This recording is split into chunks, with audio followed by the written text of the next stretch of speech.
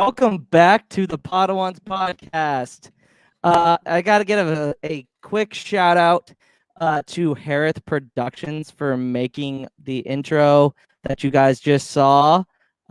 Fantastic work. If you guys are looking to do a podcast and need an intro, definitely go his way. But sorry for the delay. We are here to talk Clone Wars. Char, my co-host, how you doing? I'm doing great, Luke. It's a good day to talk Star Wars, as a matter of fact. It's a great day to talk Star Wars, especially Clone Wars. Gotta go into the chat real quick. Harith Productions is here, who I just shouted out. Aiden talks Star Wars topics. I've got him slated for an episode coming up as well, and a couple other people. But I am ready to talk some Star Wars. We got a very special guest. Let's bring her in. XELLLE, how's it going? It's me. Good. Yeah, I had a busy day, so I'm kind of like where Char is. I'm ready to talk Star Wars. Oh yeah, absolutely. Always. It's gonna be a whole lot of fun. Guys, we are going to be talking about the episodes Jedi Crash and Defenders of Peace. These take place season 1, episode 13 and 14. But before we start, XELLLE, what really got you into Star Wars? Like, what was the thing that got you into Star Wars? So I'm a late bloomer, as they'd say. I definitely saw the prequels. That was the era I grew up in theaters. But it didn't really hit me the same way. It was just like, oh, cool, an action space movie in theaters. But I'd say what really did it. So I forgot to mention this the previous time I talked about this, but I went to Disneyland probably like in the summer of 2019, and Galaxy's Edge, I think, newly opened up. So I went to California, and walking through something that looks like Star Wars in that world, seeing everything themed like it, was like very, very exciting. And I'm like, why do I not know more about this world? So I went there and I ended up getting a Jedi cloak, and I got one of those custom Jedi, did the lightsaber building experience. Went to the bar they had there, and it was just really fun. So that is kind of what like sparked my interest and curiosity of wanting to explore more. But what really probably pushed me over the edge was my friend convincing me and like kind of egging me on to watch the Clone Wars and recorded my reactions to it, which I'm like, that sounds weird, but I did it, and I actually really enjoyed it and what I will say about what I like about reaction stuff is I kind of focus better on the episodes, where I would, if I'm just watching a show, I'm like multitasking and doing other things, but I was sitting there watching it thoroughly, and I'm like, oh, this is actually a really good show, and especially animated stuff I'm usually not drawn to. So long story, I'll shorten it. Yeah. Just a combination of Disneyland and a friend egging me on, and I just kind of got lured in, and I loved what I experienced. So and you know what? I obviously me and Char are seasoned vets in this game that we call Star Wars, and like it's always good to have somebody with a fresh perspective to come in and talk, you know what I mean? Because you don't want to have like the same kind of experiences. You want something that's different, and I feel like we're gonna get that a lot with a lot of the people that come on and have watched the show, and they'll kind of see stuff like you will in these 2 episodes, something that we might miss. So at the end of the episode, I will explain our ranking system, and we will go from there. Before we start, Harith, reactions are great. He just got done doing him, and Car2D2 actually just finished doing their reactions to Visions. So be on the lookout every week. They'll be uploading them every Friday. It should be good, and check out their podcast. They fly now on Mondays. Nice. It's really, really good. Me and XELLLE were that's actually how we met, is they fly now because of Harith and Carter. So there you go. True. We talked some Anakin Skywalker for about 3 hours. So that was real fun. All right, guys, let's get into it. Episode 13, Jedi Crash. So we start off. I haven't done this in a while. I used to do the beginning voice. So I'm gonna try to do it here. Like the narrator. Yeah. The Republic fleet is on the defensive and pushed back to the brink. As war rages in the much contested Outer Rim territories, chaos and fear mount as the Separatist army wages an epic battle against heavily outnumbered Republic ships in the far reaches of the Quell system. Anakin Skywalker and his Padawan Ahsoka Tano across the galaxy to aid Jedi Knight Aayla Secura, who is in the midst of a fight for her life as the sinister droid army closes in. Good. Not really? Should I leave that out? No, it's good. I'll give it a B. I'll give it a B. Okay, all right. I hadn't done that in a while, so I was like, I used to do it every single episode, and then I was like, I don't know how I feel about it, but I feel like it was a good try. Own it. So we start off with Anakin and Ahsoka, obviously, as the narrator says, jumping out of hyperspace, and we see that Aayla Secura is also, so like it does like the montage of like things that are happening. You see Ayla's ship getting attacked. You see the droids, obviously, but there's a whole bunch of stuff that's going on in this episode. And I think this is really where season 1 takes off. Like the storytelling and a lot of the stuff in this episode is like what pushes season 1 to be, from like the first half is like meh to like the second half of episodes. It's just like banger after banger after banger for me anyway. So Anakin, Ahsoka get there. They go down to the Quell system. And did anybody else get Siege of Mandalore vibes when they were in gunships? Yeah, it definitely felt very similar for sure. Char, what about you? Oh, absolutely. With all of the chaos that was happening, yeah, it looked very similar to what was going on right outside of Mandalore. Yeah, I was just like, you know what, Dave, that was a good callback. Good callback in the Siege of Mandalore to that, because it's like you look and see what Ahsoka does in that like scene, and then you see what Anakin does in this one, and he just like takes down like a whole bunch, and you know, it's like when Obi-Wan explains to Luke like your father was a great warrior, like there's an example, takes out multiple droids, gets one, and then lands on the cruiser, and then gets through a hallway and takes out a whole bunch of droids by himself. But like, it was so that the cool. first time we saw like a Jedi fly through the sky and just like droid hop like that? I think so. I know they did. I know Anakin did it in the Clone Wars movie. He jumped from speeder to speeder, but like the way you were explaining it, I think that's the first time I've ever seen a Jedi because it's a really cool thing to see, and I was glad they had that in, and it just kind of shows the insane skills that Jedis have. I mean, Anakin obviously, but that they just do that, and they're just like, all right, I'm gonna trust in the Force, and I'm gonna do this, and it was really cool. Yeah. And so Anakin takes off. The gunship that Ahsoka, Rex, and the other clones are on gets pretty much hijacked, kind of. And I thought the one funny part was like Rex was like, "Hey, kid," and she's like, I know, I'm holding on." Like she's been through a whole lot of crashes being Anakin Skywalker's apprentice. Yeah. So it kind of works. So then they crash land into the ship.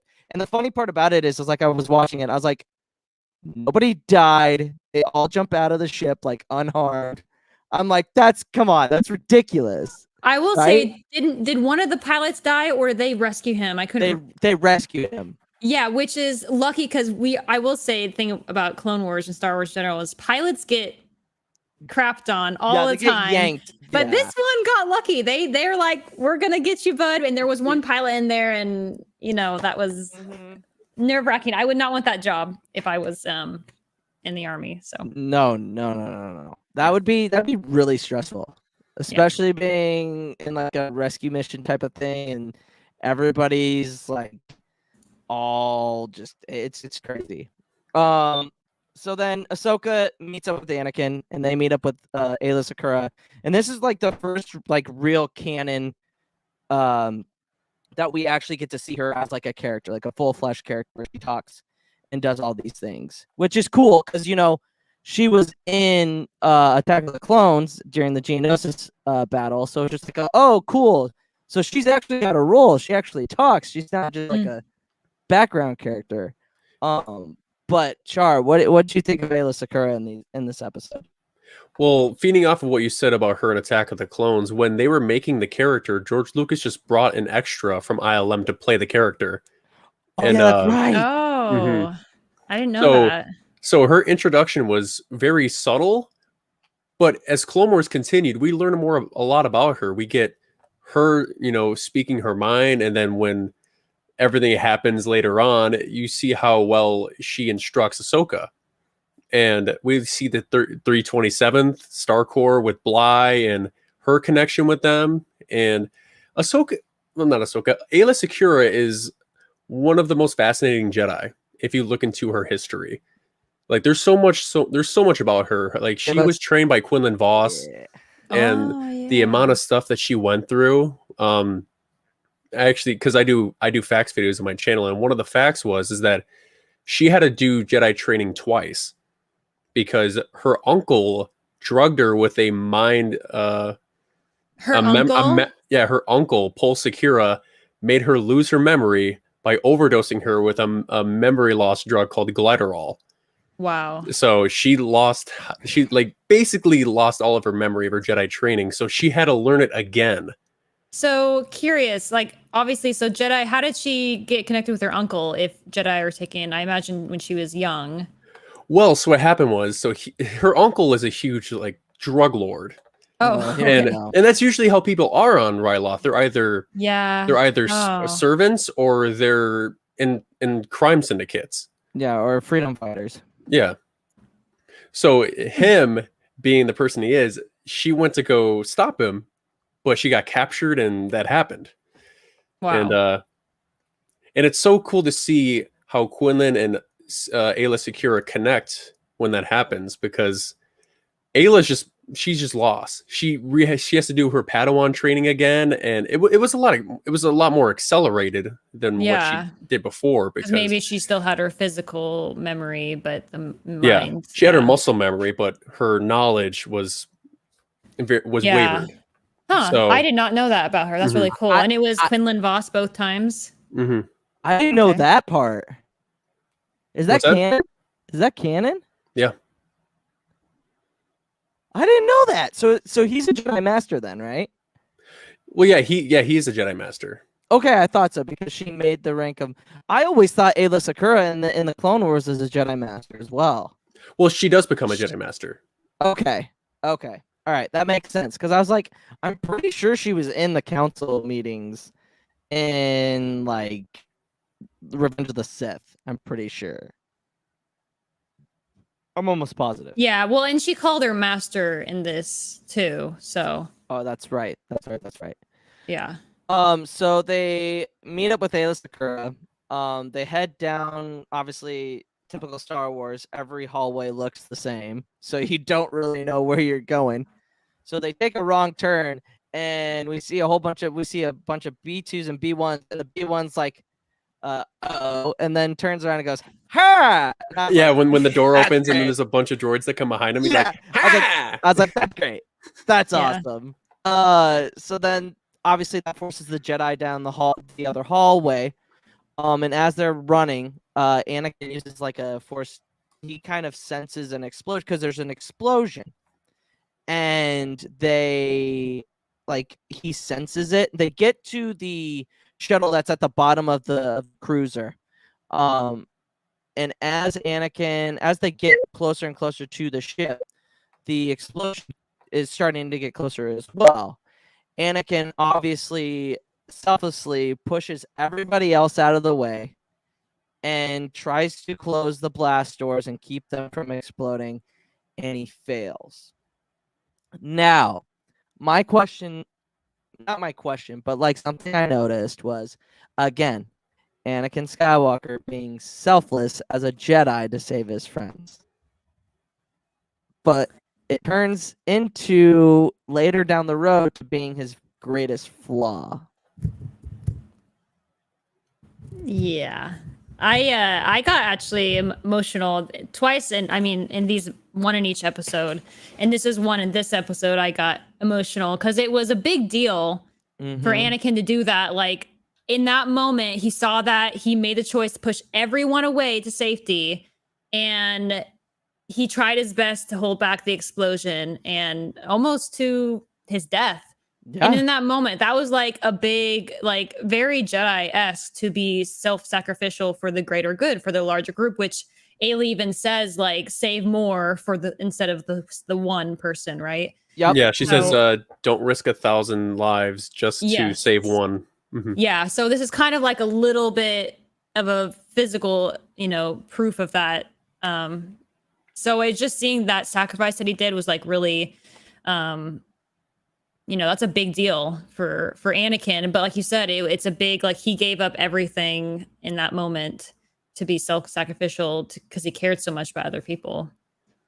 Yeah, it's it is like so much of his character, and then that's his biggest flaw, which is sad because you think like Jedi should be selfless, like they only care about others, like he says in Revenge of the Sith, and that's what he shows that in this episode. One thing I think I missed earlier, the tactical droid. We always talk about this with the Separatists. First General Grievous in the Malevolence arc, and was it Dooku? Dooku kind of was like, I don't really care about any of the droids, just let them all go. And now the tactical droid, like the B1, like, but there's more droids down there. And he's like, I don't care. Yeah. And I was like, wow. Yeah. I would never want to be on the side of the Separatist Alliance. Those guys absolutely stink. They are awful. Isn't that kind of similar to the Empire, though, where they don't really care about the individual and maybe more the whole and the whole purpose, like the war and efforts? So they're very similar in that way. And some people might argue like are the droids sentient, and like they kind of have these responses and these actions like they are, but they're just treated like they're just kindling, like whatever, right? Yeah, their body language and the way they speak sound like they're actual beings, but at the same time they're just as expendable as the clones are. Yeah, absolutely. But so we get to the ship. Ayla and Ahsoka end up rescuing Anakin, obviously taking him to the Lambda shuttle. Is it Lambda shuttle, or what kind of shuttle is that, Char? It's a Sheathipede shuttle. Sheathipede shuttle. Wait. Is it what shuttle are you talking about? The one that they get on and then they get rescued. They get on a Republic cruiser. I'm not sure which one it is. It's not the same one from the Phantom Menace, but it's a very similar model. Similar, yeah. Just a little baby one. Yeah, I think so. Looks like it. It does, yeah. So they get on it. They escape from one cruiser. They make their way to the Resolute, which is Anakin's cruiser. And I'm like, okay, so we're gonna make it. This is gonna be a really short episode. And then it's like, oh wait, it's Star Wars. Never mind. That's not gonna happen. So as they're trying to dock underneath in the not the hangar. See, it's so weird because Senator class Star Destroyers have like 3 separate hangars. They have one that opens up from the middle. They have one in the bottom, and then they have 2 on the sides. And I'm like, which one is the actual hangar? Like, that's the most like puzzling thing for me. I was like, can we choose a hangar and just stick with one? Because it's too confusing. Can't they all work? I mean, they can just like shut it. Yeah. But it's like, it just, I don't know. That was what was going through my mind. And as they're like getting closer and closer to the to docking, there are some not tri-fighters, the vulture droids shooting at him, and of course it hits the one of the pilots, knocks him out, hits the hyperdrive as they're trying to dock. And like, I know it's all of the like it's an animated show, but my anxiety went up. I was like, oh god, they're gonna do an accidental holdo maneuver and not even mean to. Yep. And the funny part is like Lauren's on the little screen, and Ayla Sakura is like, "We're jumping into hyperspace. Detach," and like everybody's like Lauren's like, "Let's get out of here." Pull up. Defensive maneuvers. Yeah. Defensive maneuvers, and they shoot into hyperspace. And so, Zell, here's a question: have you read the High Republic stuff yet?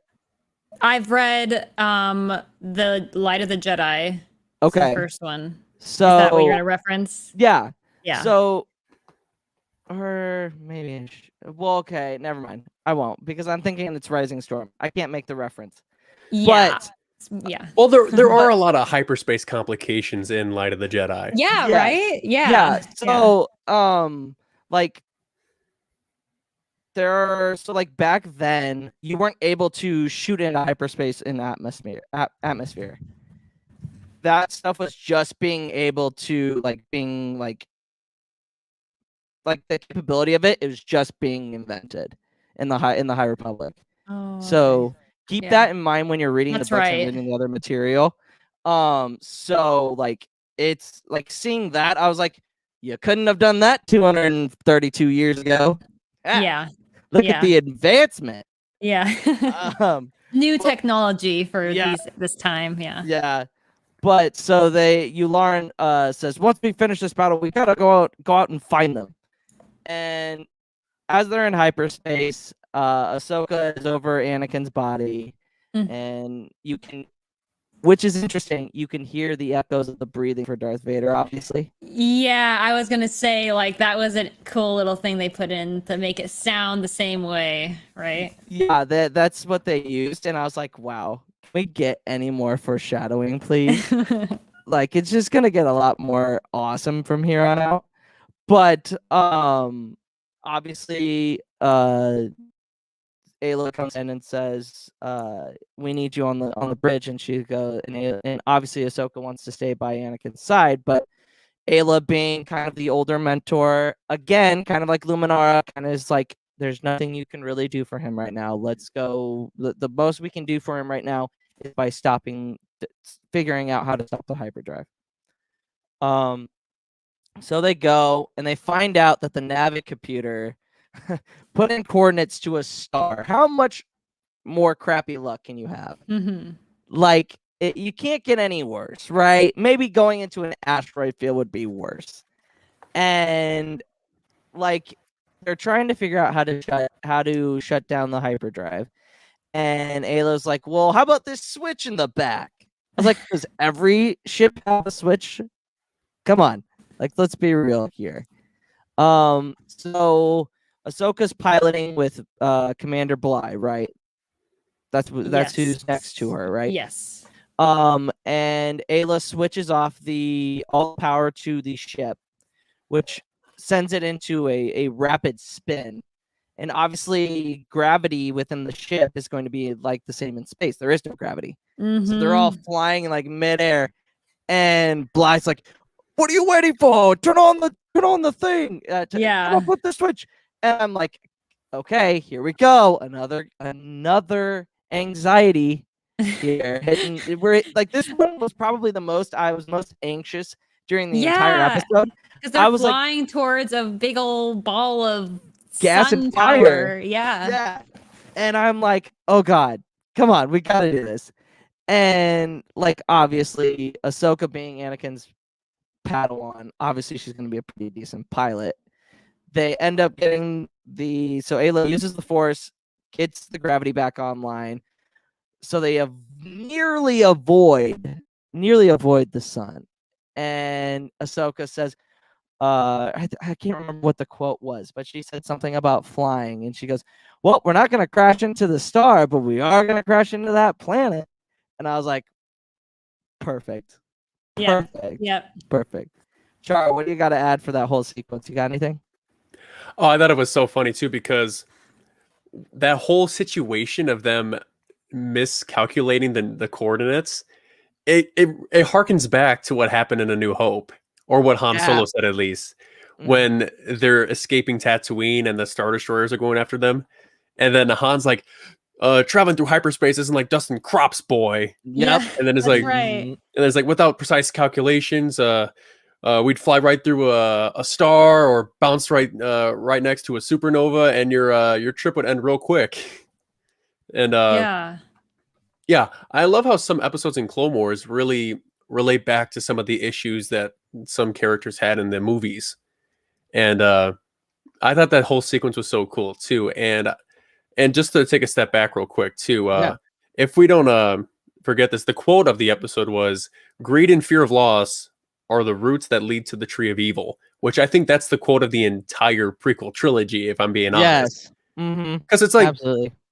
Because the whole time Anakin's developing, it's just him trying to figure out how to deal with loss and not be afraid to move on if someone does move on. And Ahsoka's dealt with that situation. But, Ayla Secura guides her in the right direction to make sure that she doesn't focus on just him. You have to focus on the task at hand. Yeah. And when they land on the planet, which is, I think the planet's called Meriden. I believe the planet's called Meriden. I believe so too. Yeah.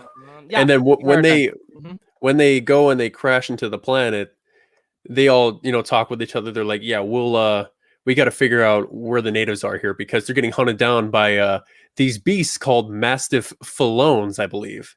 Those griffin-looking quadruped beasts that were hunting them down. That. The chicken-looking dog things. Yeah, I looked up. They're called Mastiff Falones, something like that. But Mastiff Falone. Is that the only time we've seen them?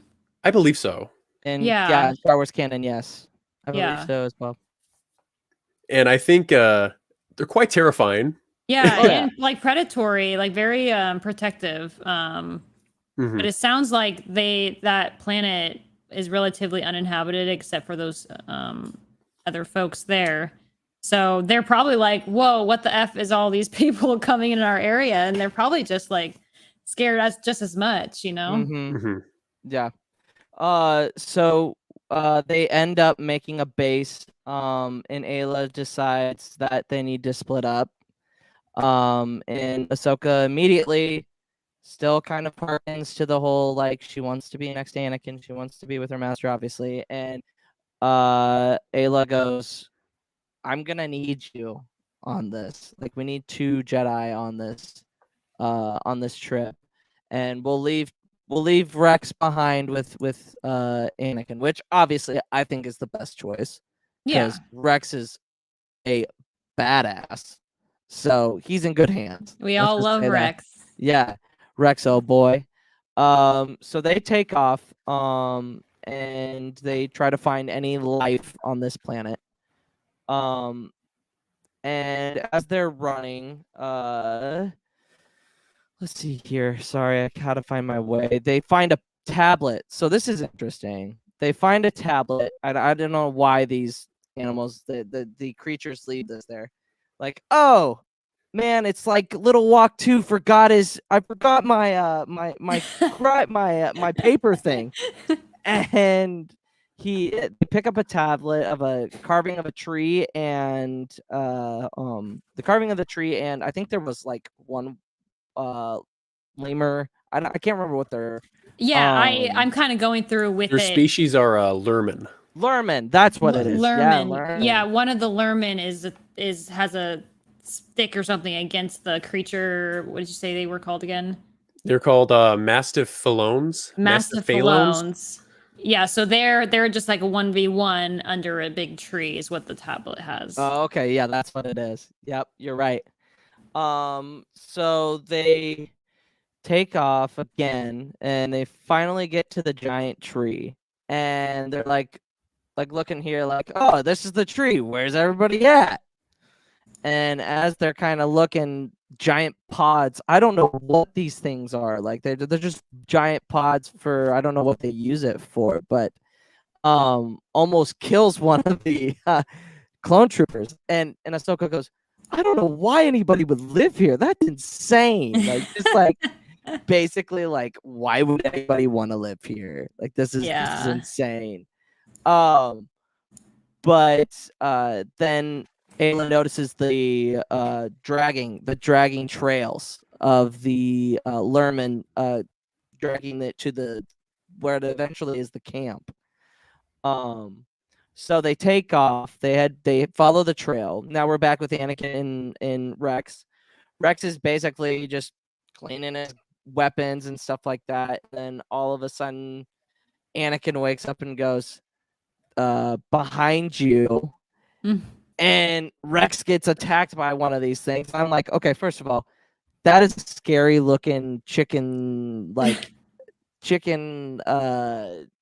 dog thing. Let's just be real. If we saw one of those in real life, I'd be running the other way. Yeah. I think Rex handled it himself pretty well. How about you guys?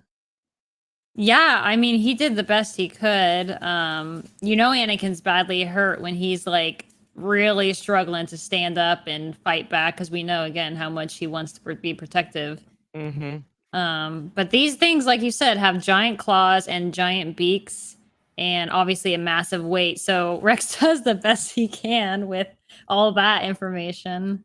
No, yeah, and he ends up scaring them off with his blaster. So obviously the blaster ended up working. Good job, Rex. Everybody give him a round of applause. Good job. Good job. So back to the group, and now it's dark. It's nighttime now, right? Correct. While they're running, or do they get attacked during? It's night still. Yeah. It's night. Okay, I thought so because a lot of things just hit me at the same time. They get attacked by these things. It's like, what are the chances? And they end up losing Cameron. Oh, by the way, Cameron as a clone's name? Really? Yeah. I thought I wrote down all the clones that were with Bly. It's Cameron, Lucky, and Flesh. Flesh. Yeah. Is it Flesh? I thought it was Flash. It's Flesh. Yes. Oh, Flesh. What? Cameron? Really? We got a Cameron?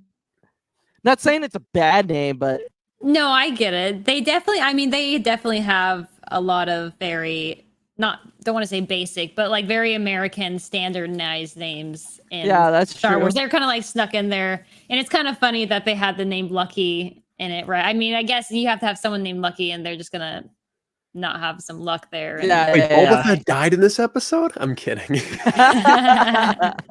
His name is Lucky. Yeah. He's Lucky. Yeah. Now I see why they call you Lucky. Yeah. Yeah. Pretty much. He could have much. made a joke at it, but yeah, and just never. He always was close to dying, but he never did. But yeah, we just got to accept the fact that there are some clones that do have very generic names. Oh yeah, absolutely. There's so many. Yeah. There are so many. Yeah. So they end up scaring them off. So the only ones alive are Ayla, Ahsoka, and Bly. They finally get to the Lerman village, and let me just tell you, the Lerman, highly, they're kind of like an Ewok range, like they're sneaky, like really good, like fighters and whatnot, as we find out in the next episode. But who's the Tiwat Ka, who's the leader, very, very headstrong in his ways. Very philosophical, stubborn. Very much like there's nothing you can do, nothing you can say that will change my mind. Yeah, he's one of those people that believe that the Jedi are really not peacekeepers. They just are sources that just brings in war. And they don't want any of that because they're a peaceful people and they don't believe that the Jedi are these quote unquote guardians of peace. So they just want them to shoo, we don't want you here. Yeah, pretty much because he's fearing that they will bring destruction out of the peace that they have. Well, I think it kind of goes to show there's different maybe definitions. They just have different definitions of peace, whereas they very much take it like literally no violence, zero violence. Whereas the Jedi are like, we're fighting in order to keep the peace because there are people out there that are taking that away from other people. So it's a very deep thing. I'm glad they kind of highlighted this because it just shows the complications of war, that it's not an easy choice and it's not always the right choice, but you just gotta do the best you can. No, yeah. And they finally get him to T-Watt to kind of lend him a little bit of help. He sends Wag-2, his son, to help bring him back and to help with medical support and stuff like that. But his request is interesting, that only one Jedi can go with him, and Bly should follow. Why can't both of the Jedi stay? Do you think it's because kind of like leverage play? When I heard him do the negotiating thing, I was like, why is he even negotiating? Like, it would go a lot faster if Ayla went with them. But then I was like, it kind of makes sense if a Jedi is there, they have some sort of like insurance that they won't do anything, I guess, right? I can't be the only one thinking like that, right?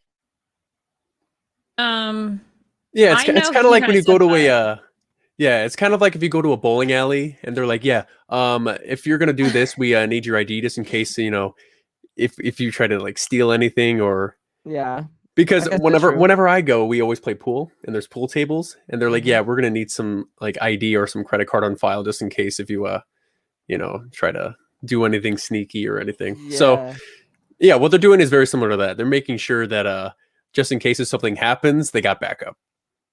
Yeah, absolutely. So I feel like I made a weird connection there.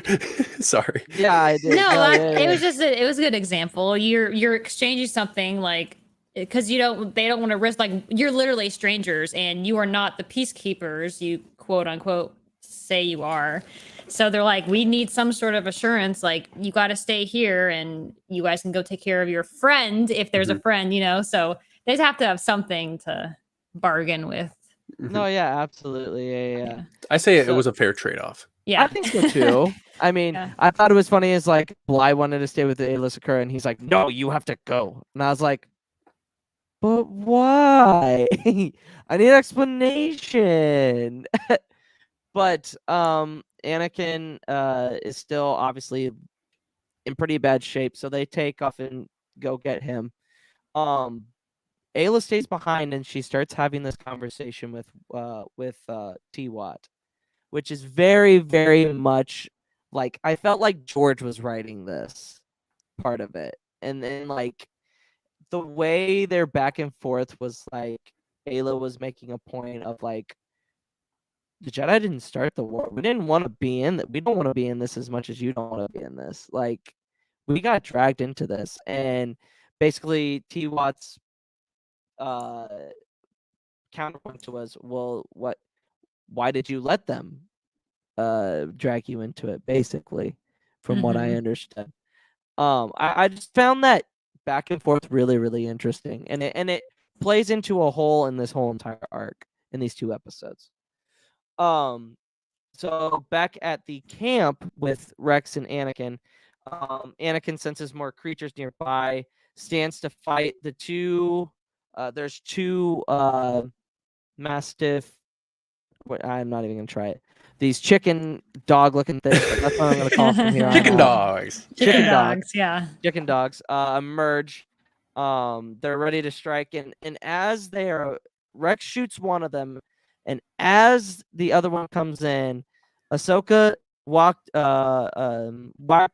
and Bly show up, and Ahsoka goes to strike down the other one, and Wag-2 pleads with her and does a legit cow tie.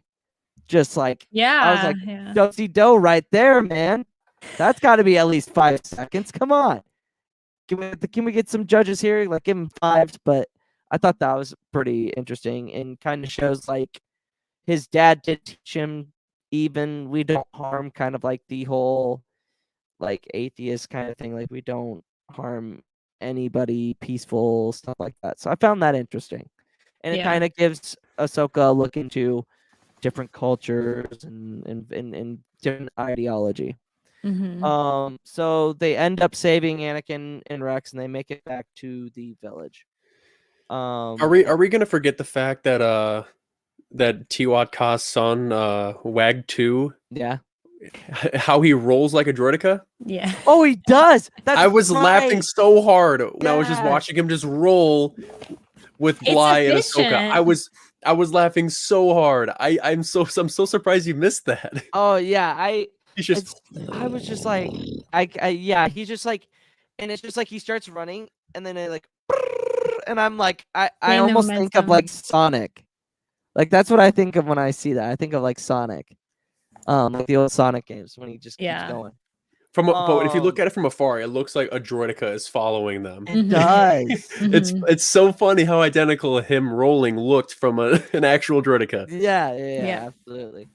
So outside the village, so I have the other part. Anakin wakes up and he's like, "Snips!" Like all the like women are like staring at him. Looking over. He's like, what's going on?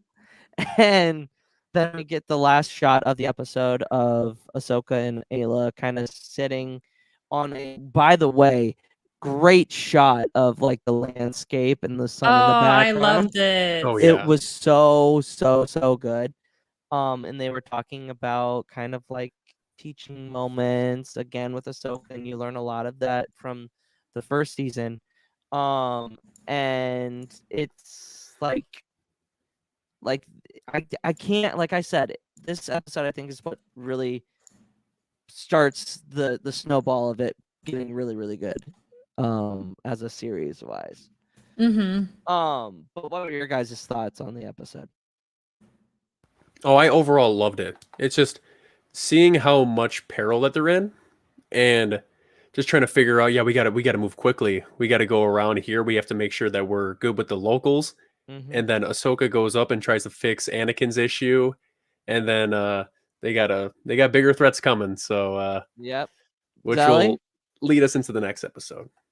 Yeah. No, I actually really like this. Is actually originally one of the episodes I skipped because I was doing like a condensed chronological list.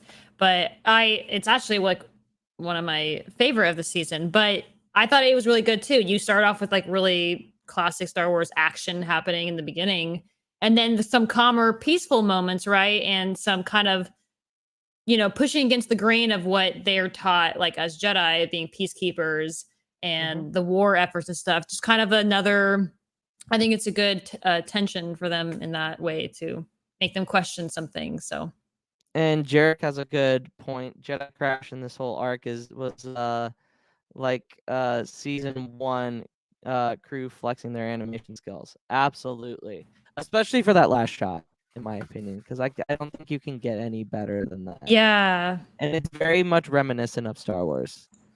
Yes. Twin suns looking out and having that backdrop. I mean, you can't get any worse. Yeah, I was gonna say Star Wars likes to do that a lot. Well, they'll take a landscape shot with the people staring off in the distance, and Yep. I don't think it's a bad thing to replicate that because it's always well done.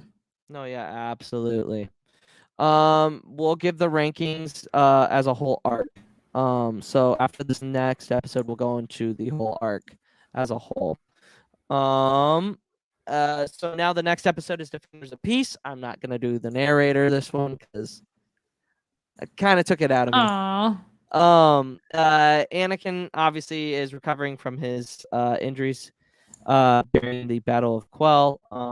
Rex doing kind of a lookout, spots separatist droid ship which descends on the Lerman village, which, I mean, can you get any more bad luck? I mean, they've had a lot of bad luck up until this point. They just can't get any better, right? So the Jedi end up escaping, and they avoid even being seen. So Lockguard shows up, proclaims the planet for the Separatist Alliance, and let me tell you, this guy is the biggest douche. Like, he is the worst villain. Like, he's not even a villain. He's a chump. That's what he is. He's a chump. He's not even like a good villain. But I digress. We'll get a lot. Yeah, Luke, if you want me to, I could do the narration if you'd like me to. Yeah, go ahead. All right. Republic forces in retreat. While rescuing General Aayla Secura from certain defeat, Anakin Skywalker had been seriously injured. After a narrow escape, our heroes crash-landed on the remote world of Meriden. Stranded and with no way to contact the Republic, the Jedi received medical aid from the peaceful Lurman colonists. But even on this tiny planet, but even on this tiny planet, the war threatens to follow the Jedi. That's a lot better. I think you should do. I think you should do it from now on.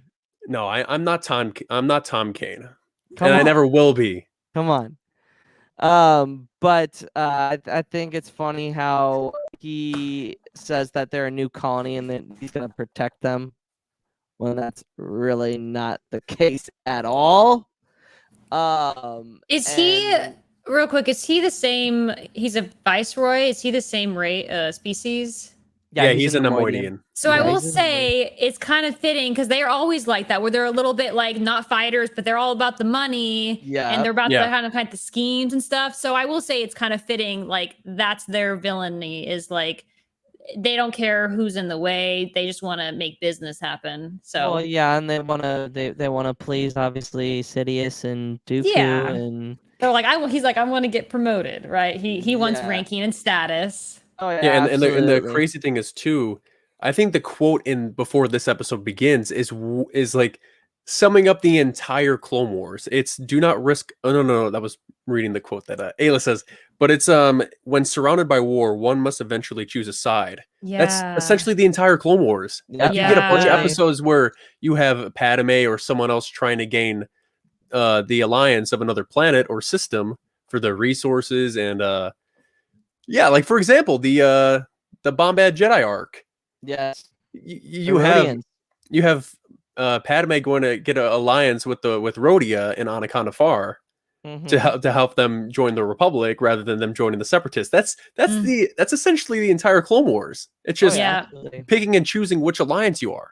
No, yeah, absolutely. And these guys, tried to be neutral. I mean, they remind me a little bit of the other piece, which is like a Mandalore, right? Or at least when Satine. But they do peace almost in a different way. Like they're willing to defend themselves, right? Because they do have that warrior tendency. Whereas these guys are like, guess I'm just gonna die. Okay. And pretty much. We're gonna just lay over and die. Yeah, which they kind of will toy more with that in this episode. But yeah. So, obviously, once the Separatist Alliance gets there, they ransack the place. He goes, "Let's ransack the place." By the way, the voice actor. I know, I love him. Yeah, George Takei. Mm-hmm. Yeah, and he is in a couple of the Visions episodes. Believe it or not, he voices a couple of characters in that as well. I have 2 more episodes left. Okay, so we will be talking a little Visions. We'll only be talking the first episode. The first, okay. Yeah, I finished Visions earlier today. I got through half of episode 9 yesterday, and then I started to finish it today. Yeah. And we'll save it for near the end of the podcast. So I don't want to get off track. Yes. So Bagtu sends his friend Tub. Tub. Good old reliable Tub. To make sure that the Jedi departure from the planet, because obviously if they're caught there, it's not gonna go well for the others. And kind of going backtracking a little bit, I like when Rex tells the company that they are all like the Separatists are coming, and Ahsoka's like, "You gotta stand and fight." And Anakin's like, "We don't. It's not our choice to push our values on other people. If they don't want to fight, then they don't have to." Yeah, I really liked him saying that. Like, no, I think he said that later. But no, yeah, I liked when he was saying that. And he said something similar later on the episode too about that. It's like Anakin is still a Jedi, but then it's like whenever you go back, whenever you see what's coming, you're like, why couldn't he be more like that and like not have the issues that he had? Like, come on, man. Come on. He hasn't gone through some stuff yet, though. Yeah, that is true.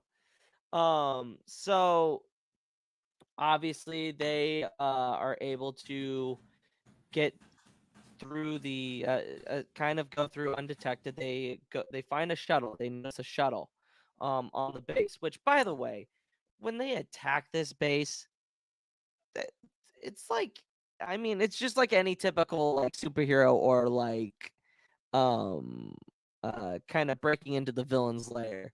Like, it's really easy. They just take them out.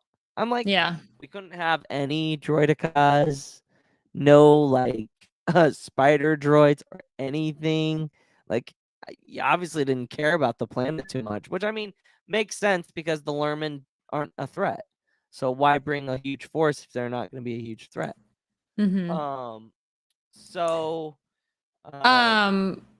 I think you missed, I don't know if you were going to mention it, that they did the test. Oh, yes. Yeah, that was the test was before they got to the base. Yeah. So they're sitting on, so they send out Bly and Rex to do a little bit more reconnaissance, and they see the defoliator, which basically was the weapon that was before. When we get to the Zillo Beast, it's very equivalent to what the Republic uses. It takes out everything organic life, but doesn't hurt like droids and stuff like that. So it's test fired. It works. Dooku's very happy with it, which makes Lock Dodd very happy about it. It is a cool concept. It is very interesting. A very interesting concept. Yeah. But then they use the test, and then Dooku says, so I can't remember exactly what he says. He says living target. They need to use it on actual targets now to really prove that it works. And as Rex and Bly are getting back to there, when I think it's shot for is it shot for the second time or the first time? First time. First time. They obviously Bly trips and his grapple doesn't get there. And Ayla, obviously being herself, saves the day. And I mean, and that was actually the second time Ayla saved him. Yes. Too. The first one was the nut falling and she pushed him out of the way. And this time she's like, I have to give him credit. They picked up real quick because there wasn't a lot of time. And she automatically grabbed the rope, went down and picked him up. Like, she has some love for her men, you know, and taking care of them. So kudos to that. Absolutely. Yeah. When you read into Aayla Secura, she really cares about her legion of clones or battalion of clones, I'd say.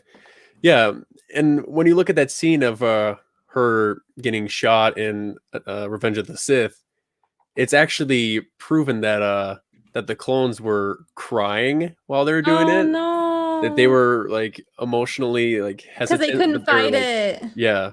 They were trying to fight it so hard. Like Rex. I was gonna say that reminds me of Rex, and that and the thing, and they couldn't stop shooting because they just didn't want to see her like that.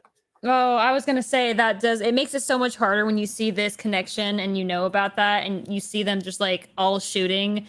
If they would have shown them crying, I don't know if they could like redo it, but man, that would have been over the top. That's why in the shot when she gets shot in the leaf that's on Felucia covers her, she's already on the ground dead, and they just keep on shooting her just because they were kind of just not looking and just shooting as much as they could because that's so heartbreaking. I mean, it already is, but just when you have more background like that, that scene, because Aayla Secura was one of those generals that like thanked her. She thanked her clones all the time for their services. She was very grateful for them every single time they would complete a mission, and she treated them like family. That's how I felt about the Plo Koon and why I love him so much is that, and the Wolf Pack and the Plo's Bros, and I love I know you already covered it, but the arc earlier in this season with him. Yes. Yeah, he's in control of the 104th, right? 104th. Yeah, I think so. Yeah. But him with like the way he maneuvers the clones around and caring for them, like, so I love seeing the relationships that the Jedi Masters have with the rest of their. Gosh, what's the name for their battalion? Is that what it is? Yeah, so Yeah. when they care about the battalion in that way, which as we would hope and expect, and then there's people like Krell, but I love seeing that connection because I think it just shows their heart. Yeah, So. and that's what makes the Jedi so much more valuable to them, because the Jedi are well aware that the clones are expendable, but they're like, no, they're not expendable to me. Those are my men, and I'm going to take care of them. Oh yeah, absolutely. Whereas you see Grievous knocking over droids, complaining how he would win more battles Yep. if he didn't have any useless droids. If Dooku being like, I don't need that ship. That ship was trash. And like, so different, and you can just tell the difference. So obviously the Jedi are on the tree with the clones. They get the rescue. They get back up, and Anakin's like, "Well, we know where they're going. They're definitely heading towards the village." So this is where now back to the base. They end up taking out the entire base. They get the shuttle. They end up getting shield generators, which good call, clones. Another good one. So they pick up the shield generators, they take off, they make it back in time to get everything kind of set up. Anakin and Ahsoka point out that Anakin goes back. As they're going back to the camp, Anakin goes, "We have to help them. They might not want our help, but we have to help them. They don't know what's coming. Like, there's a difference between forcing your values on people and helping them when they don't know what's happening." So I liked how he was able to differentiate to Ahsoka how that all worked out. So when they land, obviously Tiwa is not very happy, not very pleasant about it. But at this point, Anakin's basically just like, you don't have to defend yourself, but we are going to defend you. Like, you can keep to your morals, but we can't. Our duty is to protect the innocent, and you are the innocent, which is great because I think that's huge. Well, I love that quote. Yeah, he said, you can stand by your beliefs, but let us stand by ours. Yeah. Because it wouldn't impact them. They're like, you don't have to do anything, but for us to just stand by and let you just get walked over is just like, we can't do that. Yeah. I mean, and here's another question. If the droid army had better leadership, like take out Lockdod and put in a more menacing, like, general, kind of like some of the generals we're going to see in later seasons, would they have succeeded? Would they have won the war? I think they just have a lot of morons on their side. I think potentially, yeah, but they also had three very powerful Jedi there. Yeah. So we can't discount that. Well, so yeah, maybe if they were more organized and they attacked them all at once, it probably would have overwhelmed them. But and that's usually how it went. Is the droids would use their forces, and they would overwhelm the Jedi.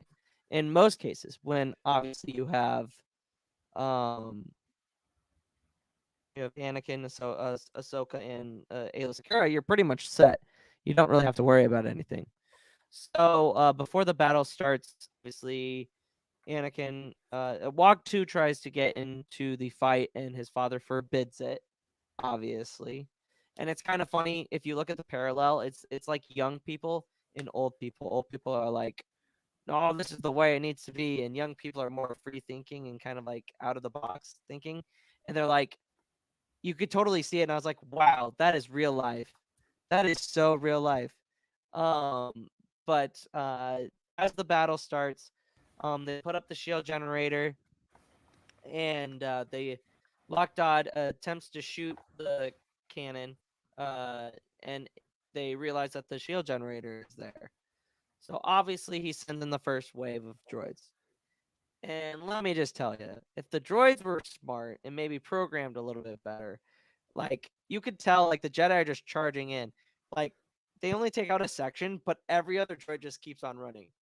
It's like, if you just turn around and you surround them, that's game over. And I'm just like, and this is a good comment. Palpatine. It's the only reason why they aren't as effective. It's because Palpatine is always in the background, playing the strings, plucking the strings, making everything work. But like they take him out pretty easily. Like the droid is looking and he says, 3, 2, 1, and that's it. And Locktodd's like, what? And he sends in another wave, and it's just like, when will the Separatists learn that Jedi that you can't just keep sending wave after wave after wave of droids? Although the second wave was a little bit bit heavier. Yeah, they pushed through, and taking those shield generators honestly was like, I think, his goal. Yeah. Because they're like, and those droids can all die. I just need to be able to just show my big old weapon off, right? Yeah. So they end up crossing the lines. Anakin ends up splitting up and going. He says, I'm gonna take out the weapon. You go help the Lurmen and defend the Lurmen. And obviously Anakin, being the badass he is, ends up taking out the like he does a pretty good job, like lightsaber skills wise, just taking out that tank. And then obviously Lockdodd tries to get away and he starts running in midair. And I'm like, dude, you're not getting anywhere. And like in that moment, I thought of the Jardakowski Clone Wars when Anakin ends up at the end of the second season. He when he saves all those people in the can't remember. Car, pick it up. What was it? What's that planet? He ends up, him and Obi-Wan have to save them. And he gets the vision of him turning into Vader. I don't know. I don't know either. I don't know. It's so good. And it just reminded me of him taking out one of the banking clan guys. He like had him up in the air and then he chokes him and he ends up killing the guy, which obviously you can't do that to Lockdodd because that's a little extreme. But is it though? I mean, it is. But like, so he does his part of the plan, and Ahsoka and Ayla, with the help of Wog 2, which, by the way, if it wouldn't have been for Wog 2, they would have been in trouble, a whole lot of trouble. And they do a pretty good, like the Lurmen are pretty good in like the sense of like kind of like the Ewoks in Return of the Jedi.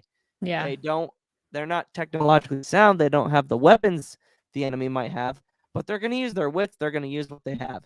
And they do a pretty darn good job, especially with the Jedi, helping them in taking all of them out. Because I'm always a fan of that. Because again, I feel like all these things are trained for military tactics. So when like Ewoks come in and these guys come in, these aren't like tactics that they typically use. So they're not expecting these things. So I think it's very viable, and especially if their training or their programming is only a certain field, right? Yeah. Mm-hmm. Yeah. Absolutely. Char? Yeah. And I love those comments when people say, yeah, how did a bunch of Ewoks take out Palpatine's best legion of stormtroopers? It's like, you ever play a game of Ewok Hunt on Battlefront? Especially with me? It's Ewoks so are crazy. Yeah, they're killing machines. They'll eat you. Yeah, yep. If you go back and watch the stream that we had a couple last Saturday, we played Ewok Hunt with our Chaco. And that was probably the most fun I've had.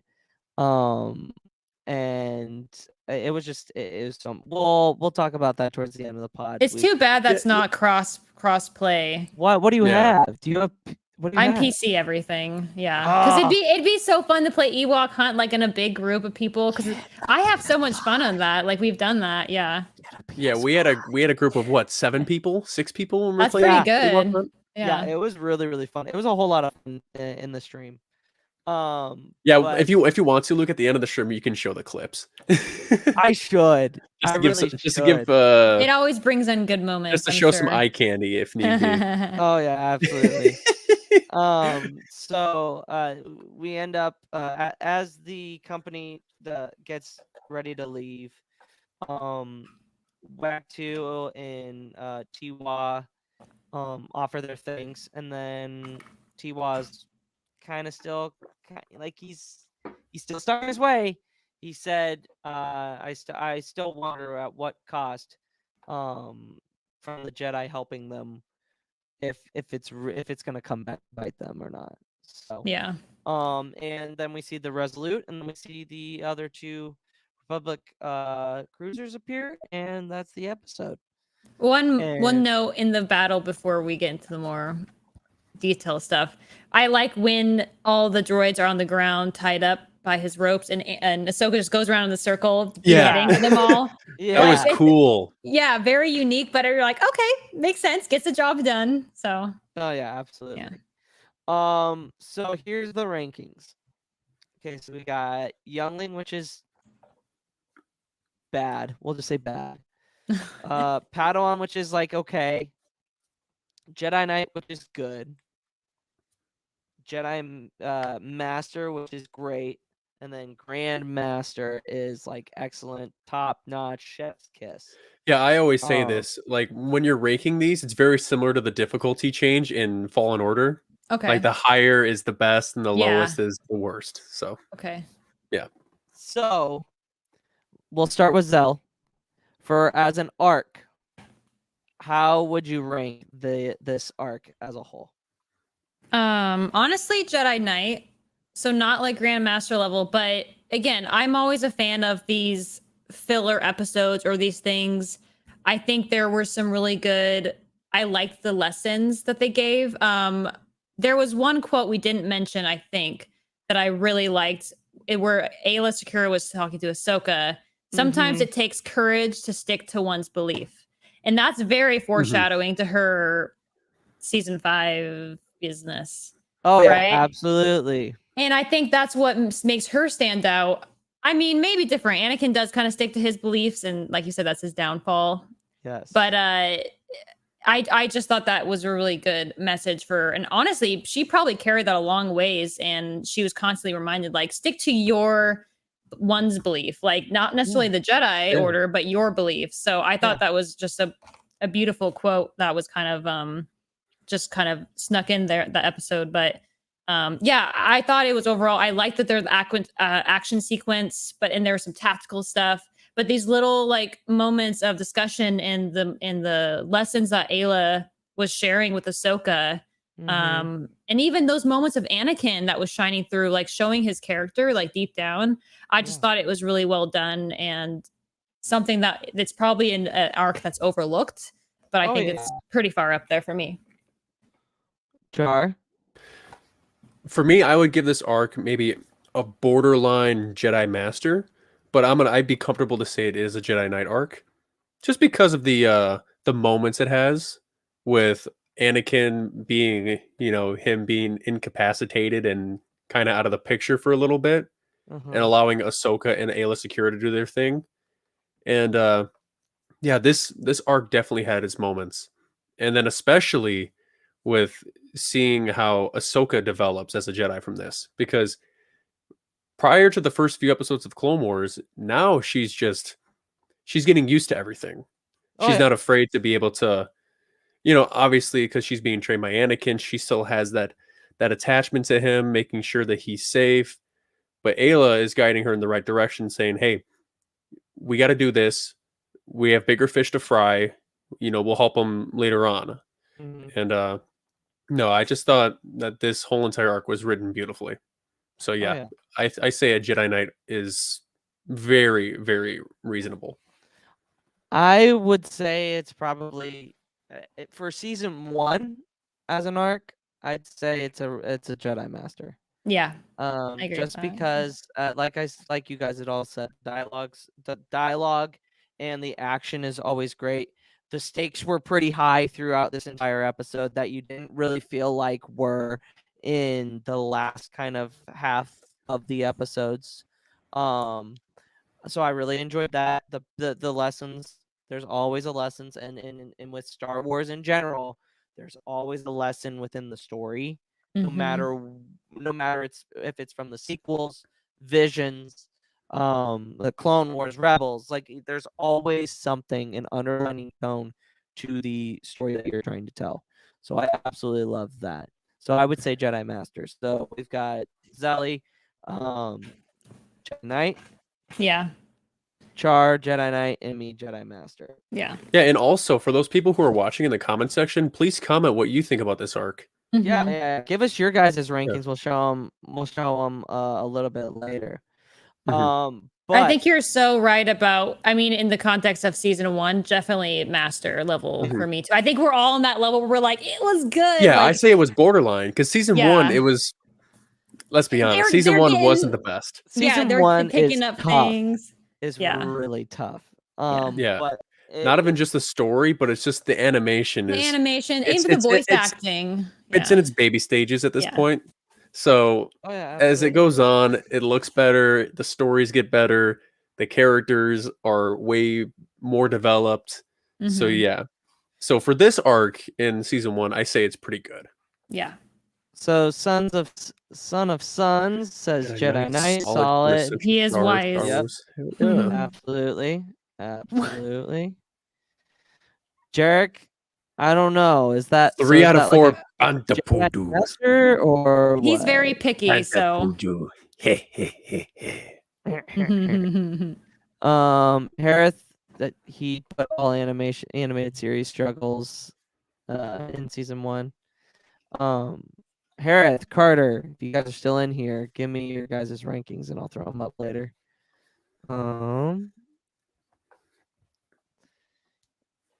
Carol, I don't know how to pronounce that. Corral, yeah. Corral.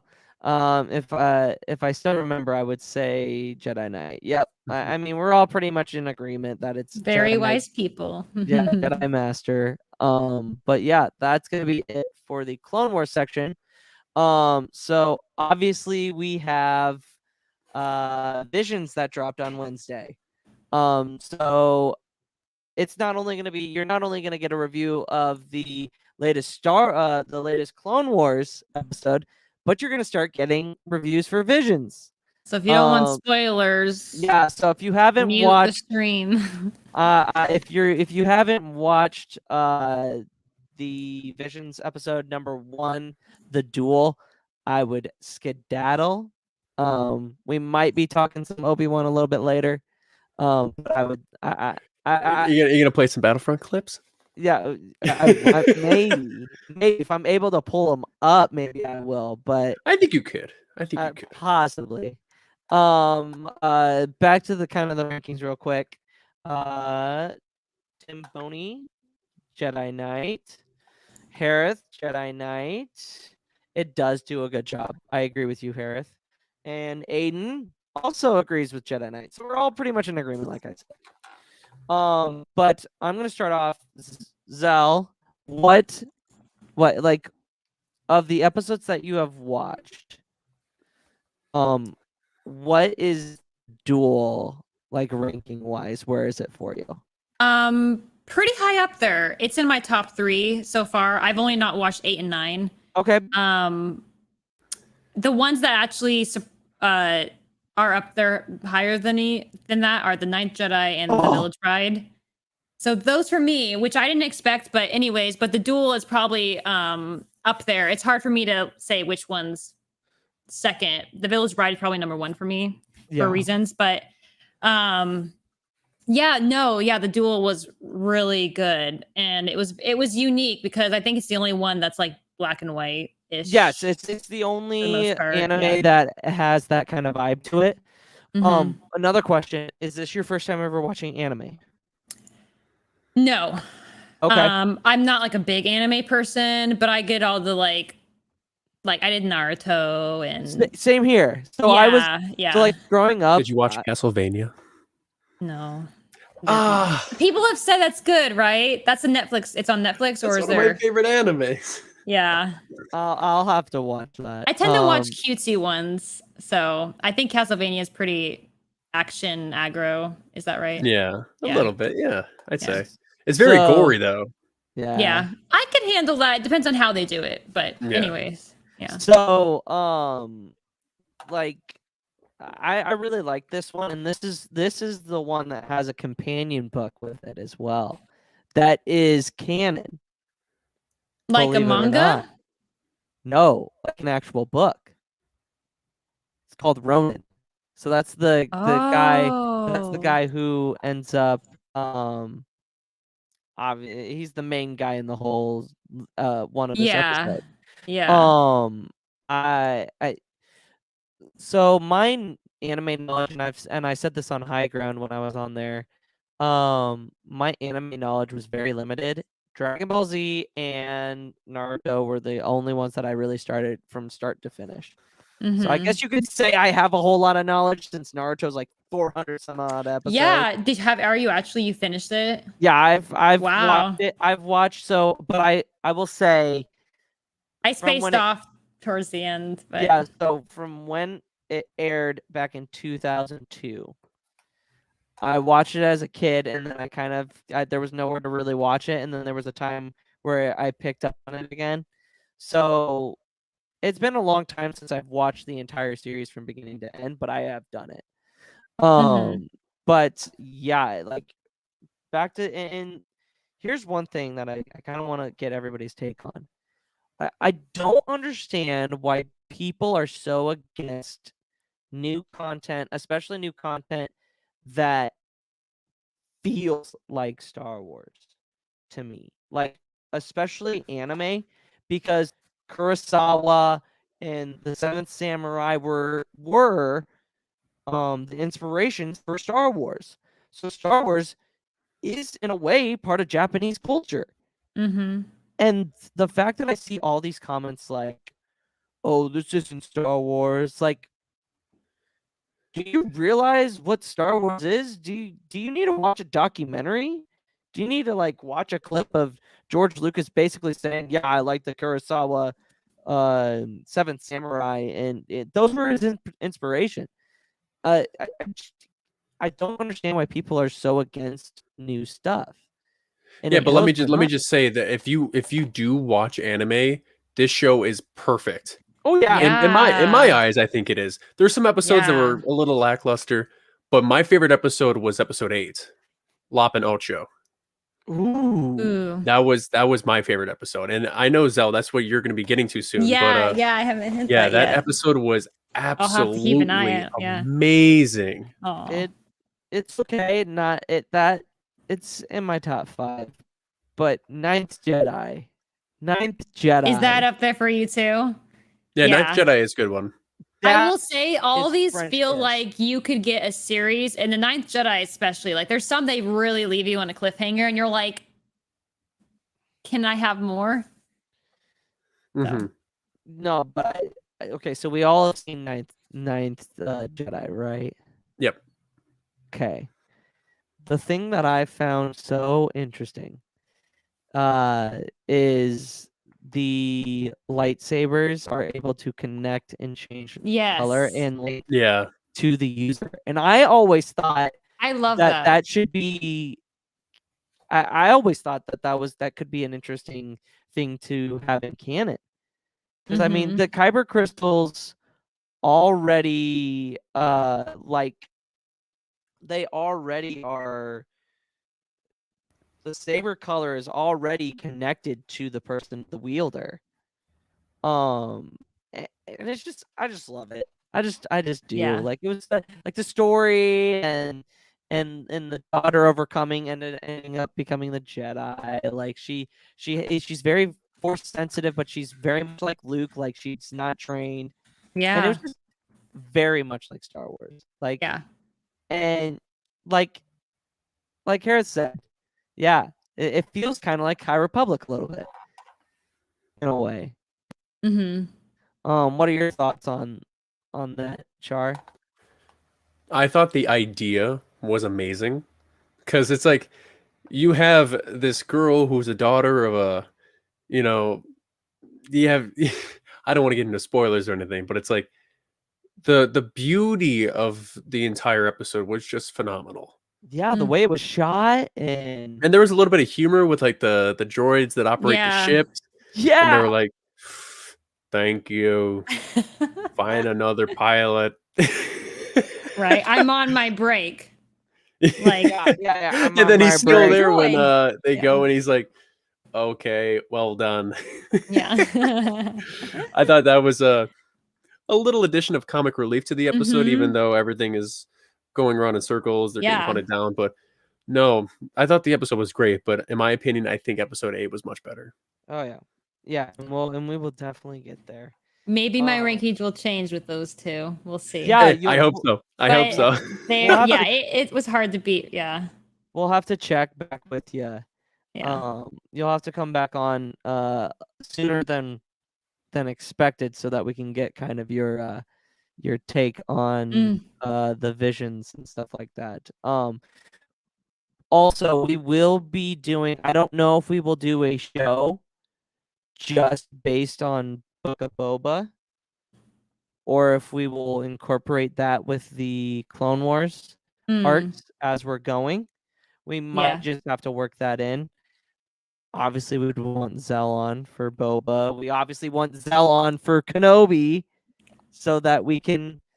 That's my series I'm excited for. But and we've got a whole bunch of different things slated. Book of Boba Fett's my series that I'm waiting for. So so it's because Boba's my favorite character. So that's fair. And me and Zell. And then when I saw him in episode 2 of Visions, when they were playing the music, he was just like, I was like, yes! Okay, good. Yeah, dude, he's liking it. Dude, Tatooine Rhapsody was awesome. It was fun. It was so good. And did you know that Joseph Gordon-Levitt was the Jedi?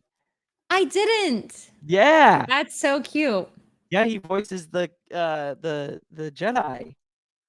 I love it. I'm a big fan. I like musicals, and I'm like, it would be really fun. And there were some parts of the Christmas special I know I liked, and obviously it's a different take, but I'm all for different takes for Star Wars, which is why Visions is cool, because they're taking it in the same world. You know, they're following some standardized rules, you know, probably dramatizing some things, but yeah, I think I love when people can take this concept in this world and kind of bring up their own aspects of it, because this is a universe. We don't know what other planets, other cultures, other people have. So no, absolutely. And we will have They Fly Now Podwans Podcast collab for Book of Boba and possibly for Kenobi. Harriet's been bothering me about doing reaction videos for Kenobi because he knows that I'm so emotionally invested. You probably should. I feel like the finale, we should all watch it together and then have a huge round table at the end just have everybody like pass around tissue boxes and just be like, oh my god. Jeez. I'm just looking forward to it. I get so emotional sometimes I can't talk, so that'd be difficult in some. And I feel like that show is going to really bring it, especially with the characters they're going to have in it. So Char's got a character right there. He's got a picture. That's go character. He's got a poster. See the guy over there? I can't. See the guy over there? See the guy over there? Woo! I can't. Go grab it. Go grab it. Fine, I'll go grab it. How about that, huh? You like that? Yeah. But guys, I think that's gonna be an episode. So thank you for coming on. It was awesome. Yeah, thanks for having me. It was fun. I love talking about it. Ooh, dang, you already have one. That's awesome. I think that where did you? Is that? I gotta wait for him to come back. Is that an actual like movie poster? I don't think it is. Like somebody made that. I think that was. I think he got it from. He's Etsy. So proud. Where did you get that, by the way, Char? The poster, I got it at my local Meijer. Fred Meyer? Meyer. Yeah. Really? No, so they were selling like, $5 posters. And then I was like, was that an it was just one? the No. Oh, okay. It was just in a roll, and then I went to Michael's and I got myself a frame. That's awesome. I think it looks pretty good. So when the time comes, well, I got just put it up in the back. I got those, and then I got those. I got all these posters going on over here, the prequels, and then I got a I got to get a whole gallery of OT movies because you that's gotta my have bread and butter. you gotta have Book of Boba up on the behind you when we do the reviews. I should. That's a good idea. Good idea. Yeah, that's what I'm here for. That's what I'm here for. But like I was saying, Zell, thank you for coming on. Thanks for having me. We can't wait to have you on again, talking some more Clone Wars and Star Wars in general. Where can the people follow you on social media? Most commonly will be probably Twitch. That's twitch.tv and that's /Zell with 3 L's, so XELLLE. And then also I obviously do reaction stuff. That's a lot of Star Wars and Marvel right now. That is Gaxelle, like my name there for YouTube. And then I just started TikTok, but I'm very new, not like these guys here who are like get her to 1,000 veterans. Rude to 1,000. I don't baby. deserve that yet. I gotta work out some kinks. But I TikTok is Gaxelle Star. You're gonna get there, I promise. I know they're very all different names, but yeah. So we'll see. We'll see about that. So that's my main socials there. Oh, I can't wait. We're gonna get you to 1,000 so that you can do lives and we can pop in and we can do fun stuff. But learn about it. We gotta promote you. That's the deal. Yeah, we gotta promote you. You are. I would say you are one of the better content creators for Star Wars wise, and you are just scratching the surface on how great and how much your community will grow. It's gonna be insane. It's gonna be insane. I think because I'm about to because once I'm done here, I'm gonna record my my next video that I have ready to go. Nice. And then maybe at the end I should be like, hey, follow Zell on TikTok. No, yeah. With like my last 3 seconds. Definitely got to give her a shout out. But Char, where can the good people follow you on social media? All right, good people. You can follow me on TikTok at CharCharJay as seen right here. And down on the moving bar on the bottom, I post a variety of different Star Wars content. And that's mainly where you find me. If you want to find my socials, I'm on Twitter and Instagram at CharCharJay. And if you don't mind dropping me a follow, that'd be great. yeah. Guys, you can catch me here, me and Char obviously on the podcast every Friday. Every Friday and every 2 weeks on Thursday. Next week's episode will be on a Thursday night. It'll be the same time. But you can find the podcast on Apple Podcasts, Spotify, wherever you get your podcasts. You can find the streams, which I will announce on TikTok if we're going to do a stream tomorrow or not. So keep an eye on the TikTok. But I appreciate you all coming out. Thanks for a good stream. Thanks for a good episode. And as always, may the Force be with you. Always. See you guys.